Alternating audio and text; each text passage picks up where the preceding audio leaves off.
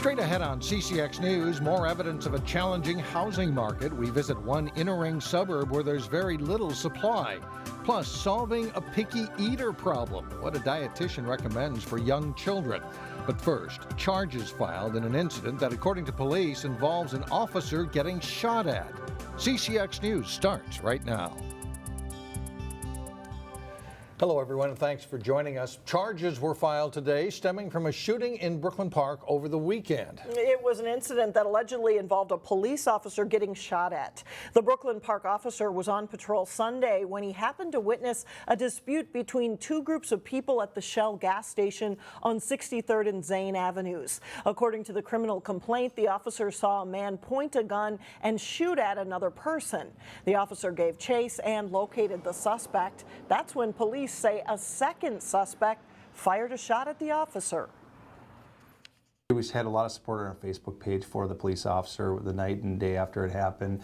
When we still were investigating, and that was very appreciative, seeing the community come out and really support the police department. The other thing is we did recover through our investigation 3 handguns involved in this incident that we took custody of, and investigation continues. Tyler Graham of Shakopee is accused of firing the shot at the officer. Stephen Graham of Brooklyn Park is accused of firing a shot during the dispute. Police say they are still investigating the incident and more arrests could be made. A large audience turned out at Wayzata High School Monday night to learn more about Hennepin County's drug overdose epidemic and what can be done about it. We are seeing a spike in Plymouth with opioid use. Now, the numbers aren't staggering, but the increase, to me is staggering. Whereas, Deputy Plymouth Police Chief Dan Pleckenpool says Plymouth went from 1 opioid death to 5 deaths last year. This is the first of 6 scheduled town hall meetings focused on the problem. Sheriff Rich Stanek says in 2016, drug and heroin overdose deaths in Hennepin County increased by 39%. He says it's hitting the suburbs just as hard as urban areas. Prescription drug overdose is the great non-discriminator. It doesn't matter about whether you're in the inner city or out here in beautiful Wayzata, Plymouth area. It doesn't matter about socioeconomic background. Last year we had a 16-year-old girl and a 98-year-old man, and everybody in between. 153 people died as a result of prescription drug overdose. Drug treatment experts say each one of those deaths is preventable. They hope parents will leave these meetings with an increased sense of concern and knowledge about the problem. In other news, the housing market in the Twin Cities remains hot, and that includes one often overlooked suburb. The city of Crystal has seen a sales boom with closed sales up 27% so far this year. There's also very little inventory with a less than a month supply of homes. Now, a balanced market is typically a 6-month supply. We get more from Eric Nelson. Crystal historically has always been a value suburb. You get more house for your money here, and that's been true throughout our history compared to some of the other suburbs in the metro. Crystal is making a comeback on the real estate map. This inner ring suburb now has a sizzling housing market. Right now we have less than a month's supply of houses on the market, and most of Crystal is existing housing, and that means that, when the homes go on the market, they sell very quickly. Realtors say it's all about location, and Crystal has that. Buyers are also lured to the city by peaceful tree-lined neighborhoods, parks, and nearby retail. Old houses are being snapped up quickly, causing values to go up, and there are new pockets of home construction on what little vacant land is left. There is new supply coming on the market that might offer people something beyond what they might have come to expect in Crystal. The median price for existing homes in Crystal is almost $200,000. Some new homes are going for $350K, which is a bargain compared to other pricier suburbs. We offer something that people are having a hard time finding pretty much anywhere in the metro, which is, solid neighborhoods at an affordable price. That combination is a real winner. Now there's a chance the Crystal housing market could stay strong for a while. That's because light rail is on the horizon and the city has a close proximity to downtown Minneapolis. In Crystal, I'm Eric Nelson, CCX News. A couple other Crystal selling points are future improvement of its park system, and all of the city's streets will be rebuilt by the end of 2017. Meanwhile, in Maple Grove, a first-of-its-kind housing product is being considered by the city there. Developers are proposing turning 15 acres into single-family rental housing. The so-called Mills Creek project would be located in the 8600 block of Forest View Lane. Homes with 2 or 3 bedrooms would rent for up to $2,300 a month. Developers say there's a lack of this kind of housing in the northwest suburbs, but some neighbors voiced concern about traffic on what is now a dead-end street. City Council postponed a decision on preliminary plans until next month.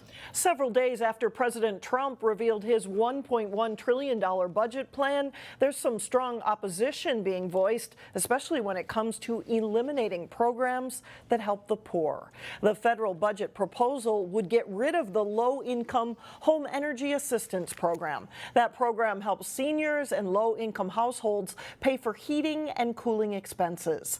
At a press conference held by Democratic Congressman Keith Ellison, Rebecca Stack shared her story about losing her livelihood after a chronic disease and needing the heating assistance program to help with energy bills while she had 2 growing sons at home.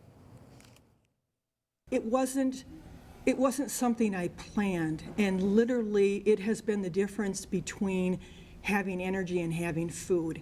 And that infrastructure of my 2 boys eats a lot. The president's budget plan makes deep cuts to pay for an increase in defense spending. Trump's budget proposal covers just 1/4 of the $4 trillion federal budget.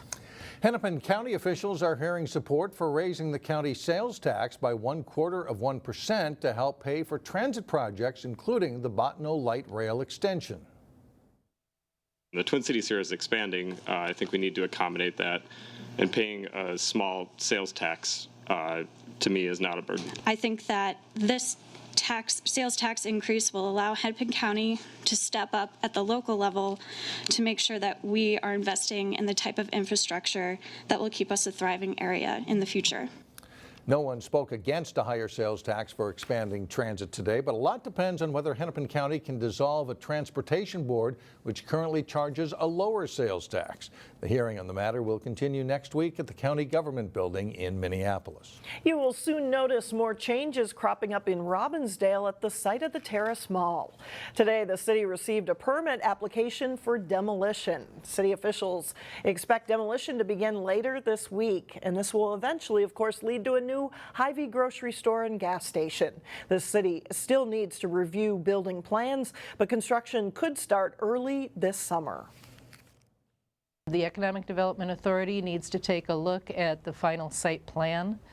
We need to take a look at the building elevations just to get an idea of what that building facade is going to look like. And the City Council needs to take a look at the landscaping plans.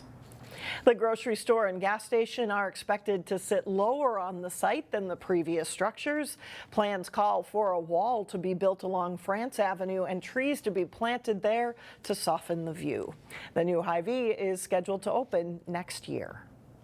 Coming up, do you have any picky eaters in your family? Up next, a dietitian offers some advice for potential dinner-time headaches. Then later in sports, will it be a championship weekend for the top-ranked Champlin Park boys basketball team? We'll have their story. But first, near average temperatures on Wednesday. We'll be right back.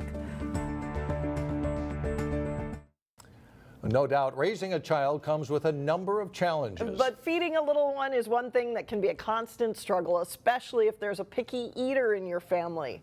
In today's Health Check, Delaney Cleveland spoke to a registered dietitian about how to handle picky eaters. Of the Worker, we have a mom's group. We meet 2 Thursdays a month. Rebecca Gebhardt is a mother of 2 young children, and when it comes to family mealtime, she admits it can be stressful. I would say probably 80 to 90% of the time that we eat, we're fighting about food. So I work with a lot of families with picky eaters. She's not the only parent facing that problem. If you are stressed about feeding your kids, it will take away that stress. That's why Gebhardt and the other women in this mom's group at St. Joseph the Worker Church March wanted to get some pointers from a registered dietitian. One thing that's very important, I think, when you're having family meal times is just to focus on family and not the food. So the conversation isn't about, oh, you need to eat more of this, or why don't you try this, it's really good, but it's about bonding together as a family, enjoying the mealtime experience. Andrea Potashnik is a Plymouth mother who conducts a number of these workshops throughout the metro to help ensure that children grow up having a healthy relationship with food. One way to do that is to avoid labeling your child as a picky eater. And if you have a child who identifies themselves as a picky eater, it becomes very difficult to get them to try new food because they associate a new food with something that is not a part of what they're okay and comfortable trying. Another tip she recommends is to be cognizant of a child's likes and dislikes regarding food, but to avoid completely catering to them. So if a recipe calls for mushrooms and you know your child doesn't like mushrooms, I would rather you include the mushrooms in the recipe, but if they want to pick them out one by one, that's okay. During the 90-minute session, the mothers took notes, asked questions, and bounced ideas off one another. Okay. Going forward, Gebhardt plans to be more conscious of the food she buys. We eat pretty well at mealtime, but the snacks they're full of sugar, they're carb loaded, and they're really not that good. So I'll definitely be doing some more research. In Maple Grove, Delane Cleveland, CCX News. If parents want more information on how to help make their family mealtimes more enjoyable, Andrea does have tips on her website, and you can find that link by going to our website, ccxmedia.org. Coming up, a competition in Brooklyn Park where the force awakens. But first, we're on the eve of the state boys basketball tournament. Up next, John Jacobson has a look at the local teams in the Class 4A field.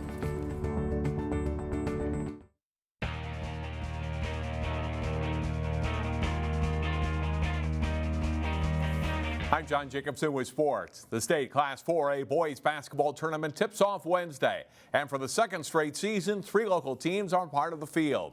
The Champin Park Rebels earned the #1 seed for the tournament with a 29-0 record coming in. They edged Osseo by 5 points to take the Section 5 title. Even with a strong field, the Rebels are the favorite coming in. The quarterfinal opponent is one of the 3 unseeded teams, Chaska.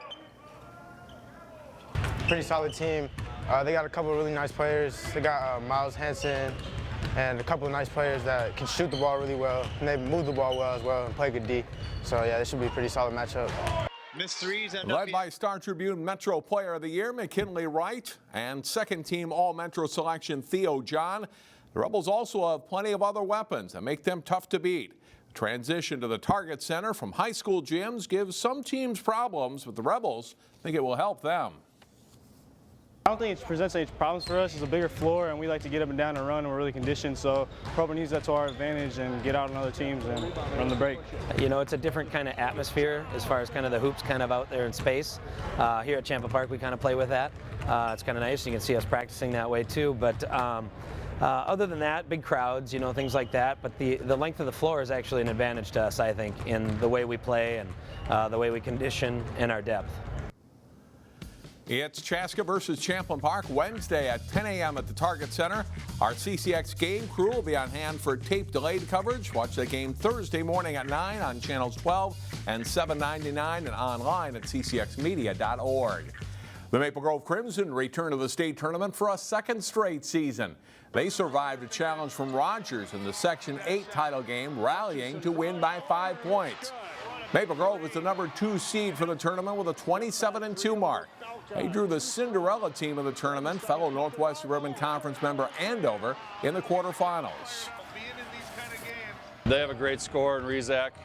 He led our conference in scoring this year. He's a tremendous player. And then the rest of their guys are all solid. That's what I think. That's kind of what they base their program out. Is everybody just being solid, doing their job, and being efficient. Yeah, they can shoot the ball well. Really, anyone can shoot it on their team, you know. So they're hard to guard, and we know it's going to be a challenge, but we're excited to go out there.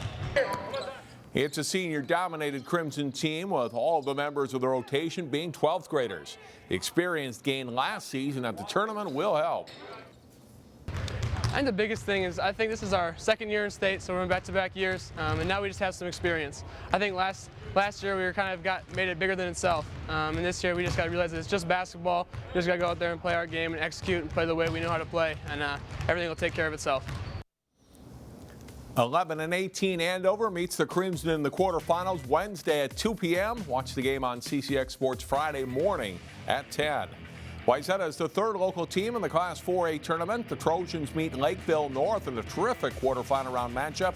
Well, we can't air the game live. It will play back on CCX channels 12 and 799, 10:30 a.m. on Thursday.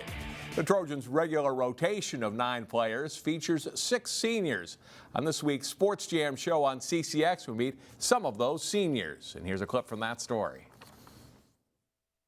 We're all pretty talented players, but then there's like a few of us that really focus on the mentality of we're going to get in there, get every board.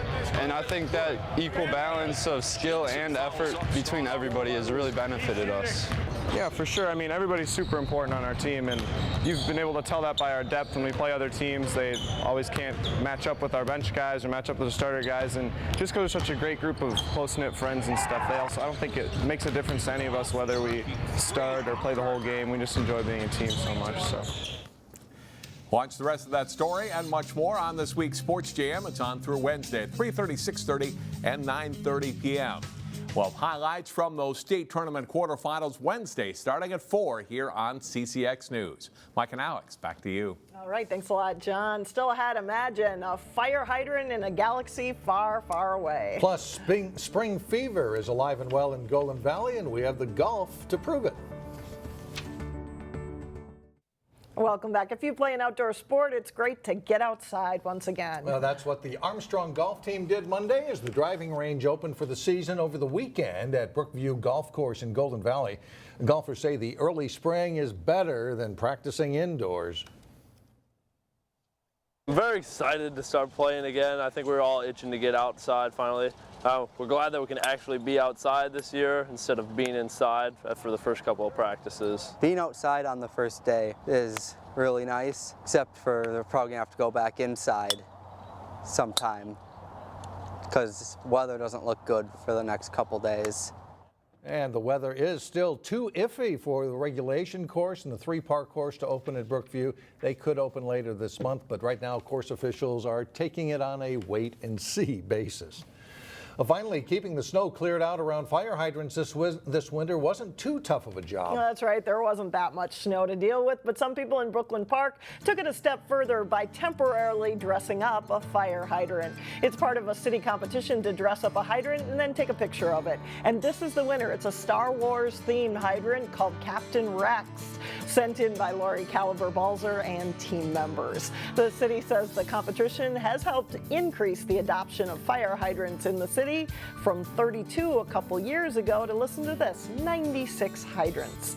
They got a lot of really creative entries as witnessed by this. Yeah, and crew there. Absolutely. That does it for us. We'll see you back here again on Wednesday.